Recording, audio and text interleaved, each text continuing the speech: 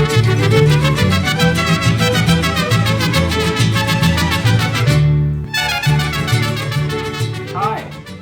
I'm here at my mother's request to show a video on how to make some guacamole. You have to excuse my hair, as unfortunately I haven't had a chance for a haircut due to the COVID lockdown, but here we are. So we're going to make some guacamole.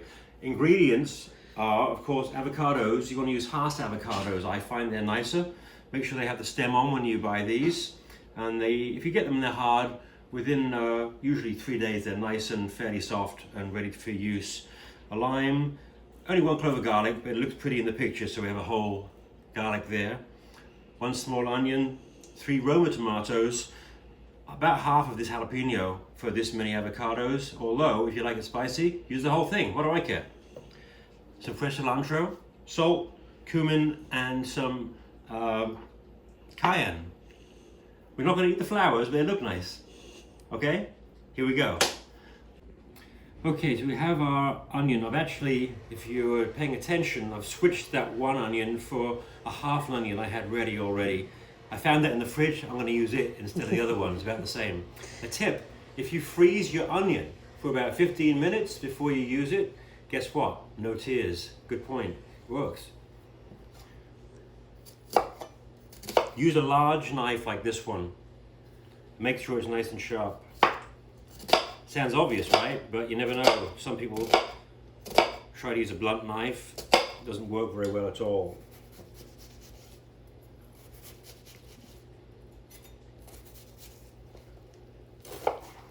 And just fairly rough chop your onion.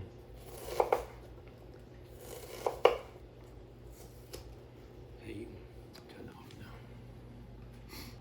Okay, so here's our chopped onions. Okay, come here. 1 clove of garlic.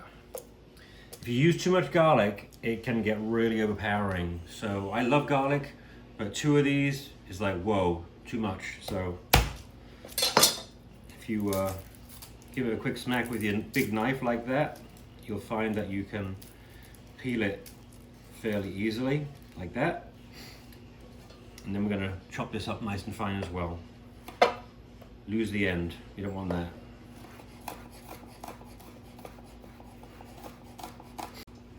Some people use a garlic press. No good. For some reason, they make the flavor of the garlic change. And although a lot of kitchens like to use them, you'll find that if you chop it yourself, a much nicer flavor. I don't know why that is, but it is. So, chopped garlic in with the onions. There we go. So far so good, right? Okay, half this pepper, unless you like it really hot. Some like it hot.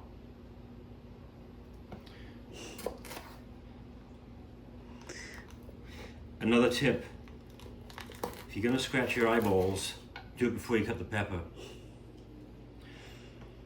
I'm going to use about this much. We're just going to take the seeds out and then just chop this up and put it with the rest. Okay, so that's our fine chopped half a jalapeno. If you like it really spicy, that's where the spice is, in the seeds. These are pretty spicy. These are really spicy. Chop this really fine. Otherwise you'll get a big bit of it in your guacamole. Some people don't like that. Okay, 1 lime. Limes are generally fairly hard, unlike some of your ripe lemons or oranges. But if you give it a good rub, using a lot of pressure, it'll burst the membranes inside and make it much easier to juice, and you'll get much more juice out of it. You see how soft that is now? Can you tell? It's all spongy now. Boy, it's a toughie. There we go. Okay, so we've juiced our lime. I'm going to pour my lime juice in here with the other ingredients. I like to use a bit of the pulp in there too, because it adds a nice bit of additional flavor in there. another tip. If you have a gobbler or a kitchen disposal unit, if you toss some of your lime or lemons in there, it'll make a hell of a racket, but it'll make it smell really good too and get rid of that often stinky kind of disposal smell. Here's our cilantro. If you have to use dried, you can use dried. The tomato juice, the lime juice will kind of rehydrate it a bit, but unless it's really good quality, you can't beat fresh cilantro. So we only need about a tablespoon of this, but I like cilantro, so I might add some more. So we'll use about that much. Don't forget to wash it. I've pre-washed mine.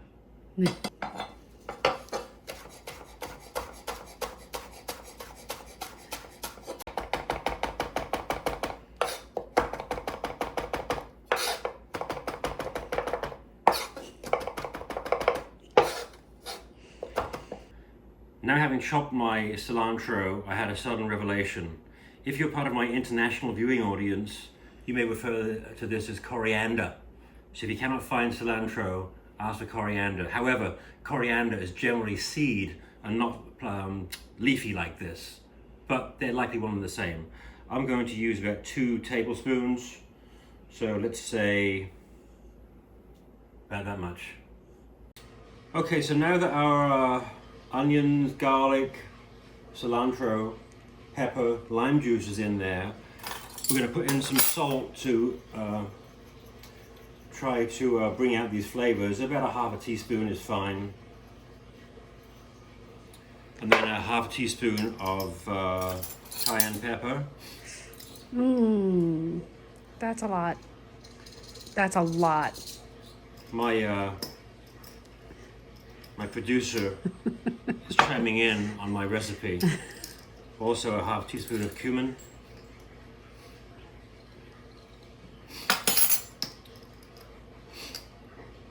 And now, with a spoon, stir this up, and this will start to marinate a little bit. Okay, interjection. I've been told by my producer once again, Sean by the way, let this sit for 15 minutes, maybe half an hour even, before you put your avocados and stuff in there. Anyway, 3 Roma tomatoes.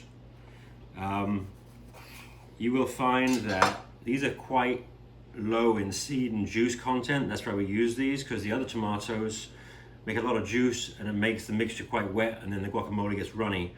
Anyway, you can just use your finger and scoop out some of the tomato seeds out of here, and that will reduce, there's not many in this one, that will reduce the amount of liquid that you're going to mix in. You can see there's not much there. But we'll do that with all of these, and then chop these up and put them in next.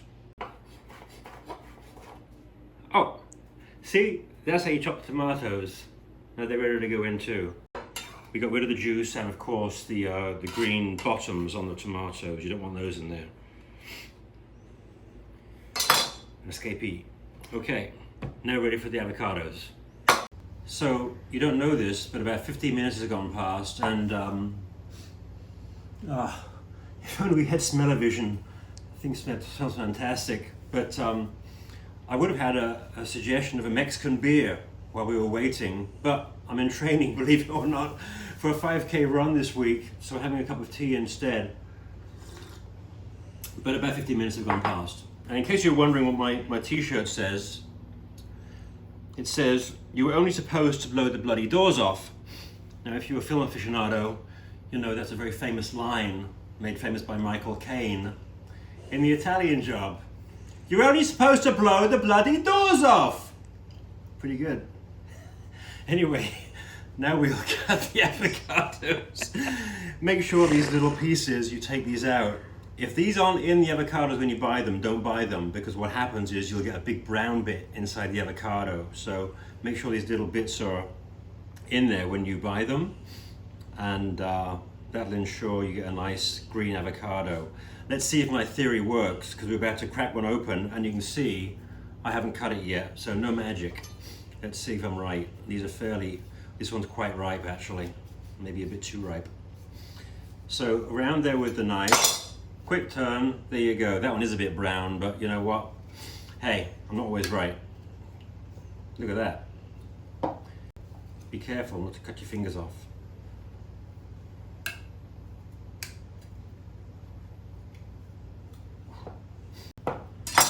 Now we're going to scoop out the flesh, put it into our mixture. So a teaspoon and your avocado, and just a quick go around like that, and you'll take out all the flesh and straight in there like that.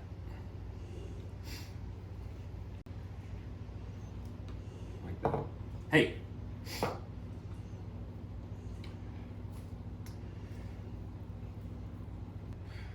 Okay, so we're going to mash the avocados. They're nice and ripe and soft.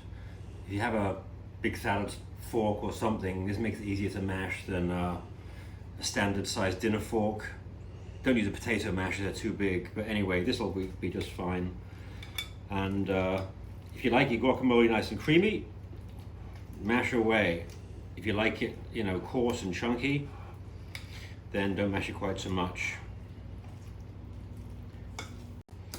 Okay, so this is just about blended how I like it. Got some chunks in there. Now, if you let that sit a little longer, maybe even overnight, which is kind of hard to do, guacamole is like one of those things you need to want to eat right away. But if you let it sit overnight, the flavors will all come out.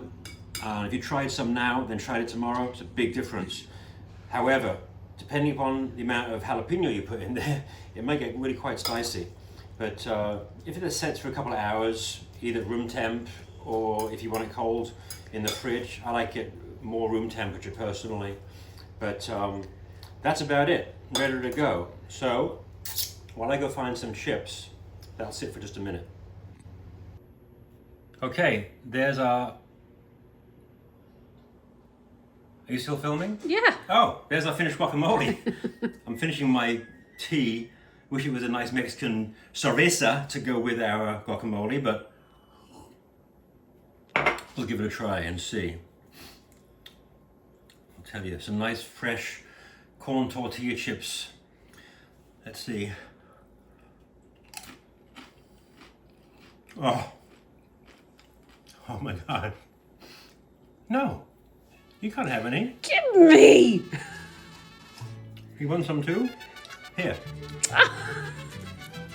Look at that little thing you gave me. That, folks, is how you make perfect guacamole.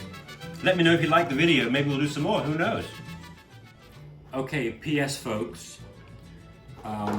If in the unlikely event you have some left over and want to store it, or if you make it the night before for your Super Bowl party or something, FA Cup party, and you want to store it overnight, if you store it on its own like this, it'll turn brown and it'll taste fine, it'll look horrible.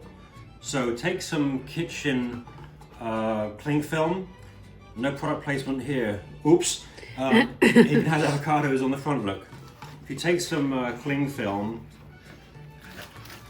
and I'll show you, lay it on the top. If you seal it with the cling film like this, get all the air bubbles out, pat it down. If you do this, you will find that the following day it will have no brown on the top at all. And that's, folks, how you store it. Okay? Enjoy.